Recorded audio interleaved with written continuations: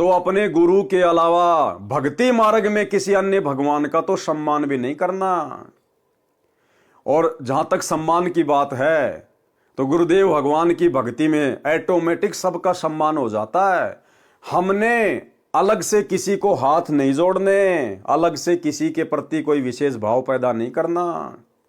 जैसे हम लोग प्रथम मंत्र की माला करते हैं, उसमें यहाँ की जो प्रधान शक्तियां हैं, जो मुख्य मुख्य देव और देवियां हैं, ऑटोमेटिक जब हम प्रथम मंत्र का जाप करते हैं ऑटोमेटिक उनका आदर सत्कार हो जाता है।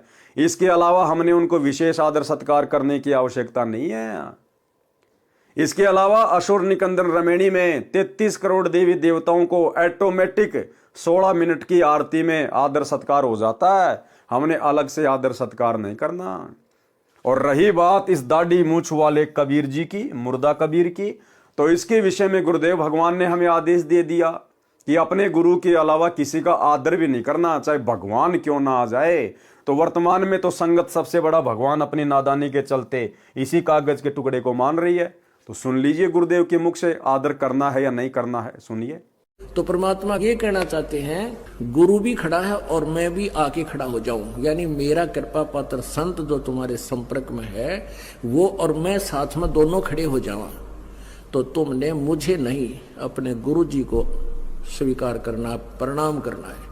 तो मैं तुम्हें पसंद करूंगा, तब मैं तुझे चाहूंगा, तब मेरे अपने मानूंगा। नहीं तो तुम्हें कोई भी भ्रमित कर देगा मेरे रूप में आके। अपने गुरु जी के अतिरिक्त किसी को नहीं आदर देना, भगवान को भी नहीं देना, मतलब यहाँ तक कह दिया। अपने गुरु जी के अतिरिक्त किसी को नहीं आदर देना, भगवान को भी नहीं देना, मतलब यहाँ तक कह दिया। अपने गुरु जी के अतिरिक्त किसी को नहीं आदर देना, भगवान को भी नहीं देना, मतलब यहाँ तक कह दिया। तो भाई और बहनों, हमने तो अपने गुरु की प्रत्येक आज्ञा का पालन करना है। और गुरुदेव ने बिल्कुल मना कर दिया कि अगर वो दाढ़ी मूछ वाला कबीर जी भी आ जाए तो हमने उसके पैर छूना तो बहुत दूर की बात है, उसको नमस्कार करना तो बहुत दूर की बात है, हमने उसका आदर भी नहीं करना है। सम्मान सबका करें तो वह भगत आत्मा पतिव्रता कही जाती है। गीता अध्याय 13 श्लोक 10 में कहा है कि मेरी अव्यभिचारिणी भक्ति कर। क्या कह रहे हैं परमात्मा कि मेरी अव्यभिचारिणी भक्ति कर। अव्यभिचारिणी भक्ति का मतलब होता है केवल एक अपने इष्ट को ही मानना, उसके अलावा ना किसी और का प्रकट दिवस मनाना, ना किसी और को दंडवत करना, वो होती है अव्यभिचारिणी भक्ति। इसी प्रकार सूक्ष्म वेद जो परमेश्वर कबीर जी द्वारा अपनी प्रिय आत्मा संत गरीबदास जी को दिया है, इसी सदग्रंथ में इस पतिव्रता के अंग में स्पष्ट किया है कि वाणी नंबर 18, गरीब पतिव्रता पीव के चरण की सिर पर रख ले राख, पतिव्रता का पति पार ब्रह्म है, सतगुरु बोले शाख। भावार्थ, पतिव्रता का पति पार ब्रह्म है। और पार ब्रह्म का आपको पता चल गया कि पार ब्रह्म कौन है। गुरुर साक्षात पार ब्रह्म तस्मै श्री गुरुवे नमः। पतिव्रता का पति पार ब्रह्म है, यानी भगत आत्मा का स्वामी पार ब्रह्म है। यह सतगुरु यानी संत गरीबदास जी के सतगुरु परमेश्वर कबीर जी ने साखी द्वारा समझाया है, यानी सतगुरु साक्षी है इस बात का। पतिव्रता अपने पीव यानी पति परमेश्वर के चरणों की धूल लेकर सिर पर रखे, अर्थात केवल सतपुरुष को अपना माने। और यही कारण है भाई और बहनों, परमात्मा ने हम सत्सेवकों को सद्बुद्धि दी। और संध्या आरती करते समय पेज नंबर 61 पर वाणी नंबर 19 में जो एक वाणी आती है, जिसको हम पहले गरीबदास जी का नाम लेकर गाया करते थे कि नाम लिए से सब बड़े रिंचक नहीं कसूर, और गरीबदास के चरणों की मैं सिर पर डारूं धूर। तो परमात्मा ने हमें सद्बुद्धि दी और हमें विचार आया कि भाई गरीबदास जी हमारे क्या लगते हैं। गरीबदास जी हमारे पति थोड़ी हैं, हमारे सतगुरु थोड़ी हैं। हम गरीबदास जी के चरणों की धूल अपने सिर पर क्यों डालें? ये तो पतिव्रता आत्मा के लक्षण नहीं है कि आपने अपना पति तो बना लिया सतगुरु रामपाल जी को और चरणों की धूल डाल रही हैं आप गरीबदास जी की। तो परमेश्वर ने उस वाणी को चेंज करवा दिया। नई भक्ति बोध में क्या लिखवाया? नाम लिए से सब बड़े, रिंचक नहीं कसूर, और सतगुरु रामपाल जी के चरणों की मैं सिर पर डारूं धूर। इस वाणी को बोलते समय हमने कहीं भी गरीबदास जी का नाम नहीं लेना। जैसे हम लोग पहले गरीबदास जी के नाम से शुरू करते थे, गरीब नाम लिए से सब बड़े, रिंचक नहीं कसूर। अब हमने शुरू में गरीबदास नाम नहीं लेना। कहां से स्टार्ट करना है?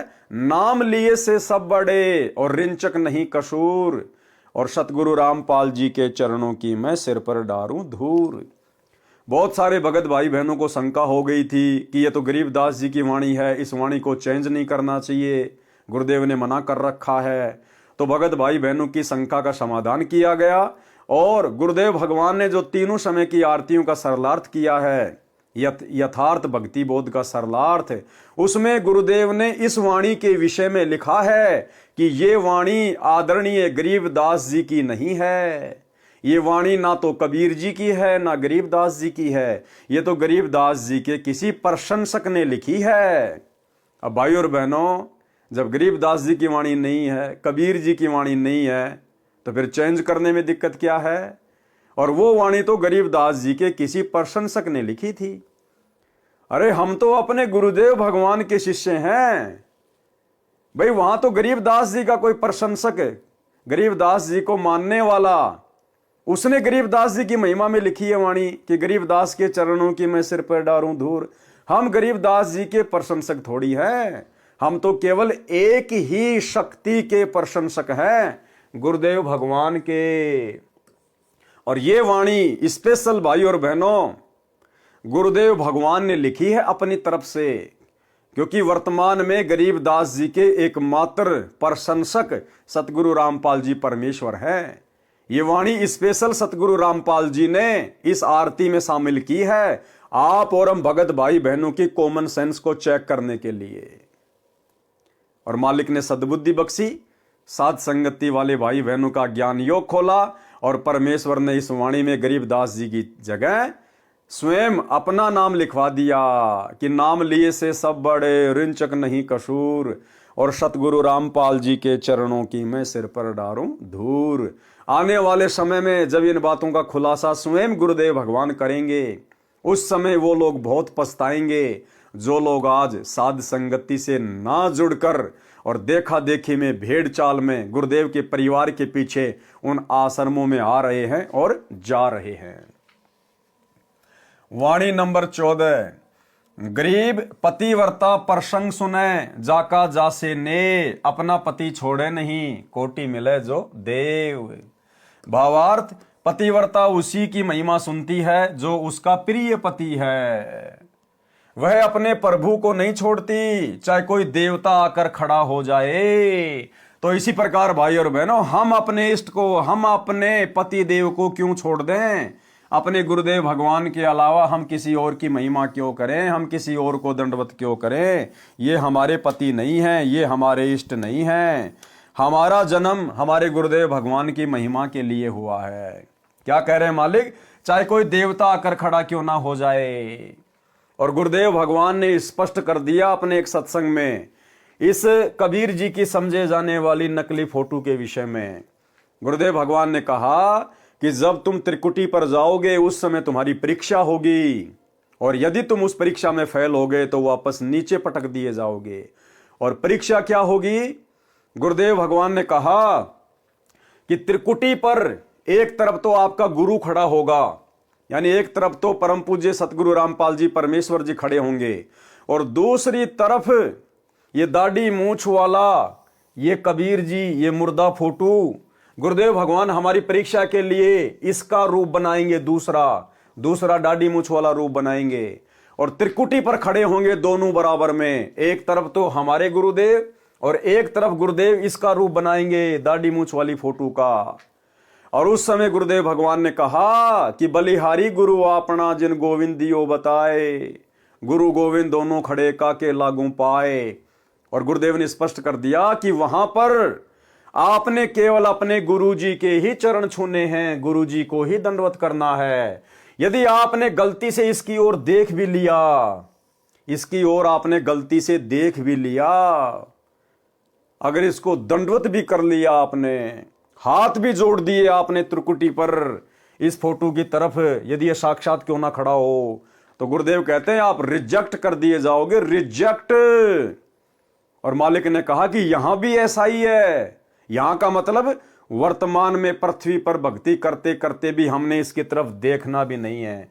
देखना का मतलब है हमने इसकी तरफ अपने इष्ट भाव से नहीं देखना, भगवान के भाव से नहीं देखना। ये छोटा सा सत्संग। गुरु और गोविंद दोनों खड़े, वहां मान लीजिए परमात्मा दोनों रूप बना के खड़ा हो जा, एक दास का रूप और दूसरा अपना ओरिजिनल रूप। तो कहते हैं वहां भी परीक्षा होगी किसके लागू पाए। सबसे पहले कहते बलिहारी गुरु अपना जिन गोविंदियों मिलाए।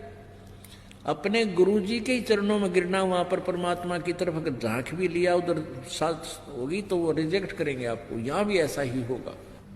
सबसे पहले कहते बलिहारी गुरु अपना जिन गोविंदियों मिलाए। अपने गुरु जी के ही चरणों में गिरना, वहां पर परमात्मा की तरफ अगर झांक भी लिया उधर साथ होगी तो वो रिजेक्ट करेंगे आपको। यहां भी ऐसा ही होगा। तो वहां गुरु जी के ही चरणों में समर्पित होना है तो भगवान प्रसन्न। तो भाई और बहनों, अब आपको समझ में आ रहा होगा धीरे धीरे कि साध संगति सतलोक का ट्रेनिंग सेंटर है। साध संगतियों में जो भी नियम मर्यादा, जो भी संदेश भगत भाई बहनों को दिए जाते हैं गुरुदेव भगवान के विशेष आशीर्वाद से, उनकी विशेष सत प्रेरणा से, क्योंकि परमात्मा साध संगति से सतलोक के लिए नेक भगत तैयार कर रहे हैं। तो गुरुदेव ने स्पष्ट मना कर दिया कि त्रिकुटी पर एक तरफ आपका गुरु खड़ा हो और एक तरफ ये दाढ़ी मूंछ वाला खड़ा हो, इसकी तरफ आपने देखना भी नहीं है। और यहां क्या कह रहे हैं, चाहे कोई देवता आकर खड़ा क्यों ना हो जाए, आपने देखना भी नहीं है, चरण भी नहीं छूने हैं। संत गरीबदास जी ने संसार के बर्ताव के साथ साथ भक्ति में भगत के बर्ताव को समझाया है। यानी सांसारिक उदाहरण देकर गुरुदेव ने भक्ति मार्ग को समझाना चाहा है। वाणी नंबर 1, गरीब पतिव्रता तिन जानिए नाही आन उपाव, एक मन एक दिशा छोड़े भक्ति न भाव।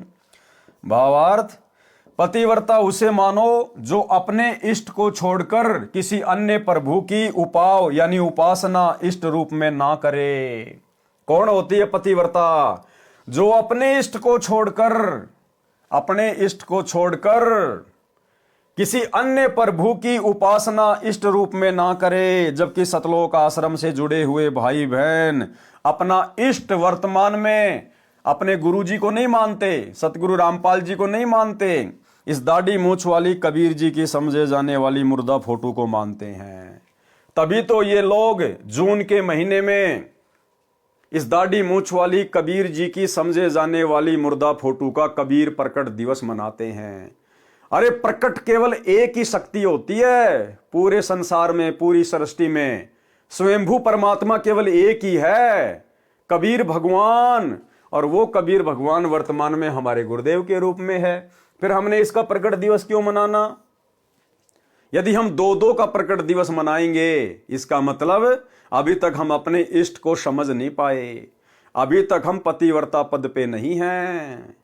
तो ये दया भी गुरुदेव ने साध संगति से जुड़े हुए भाई बहनों पर बख्शी।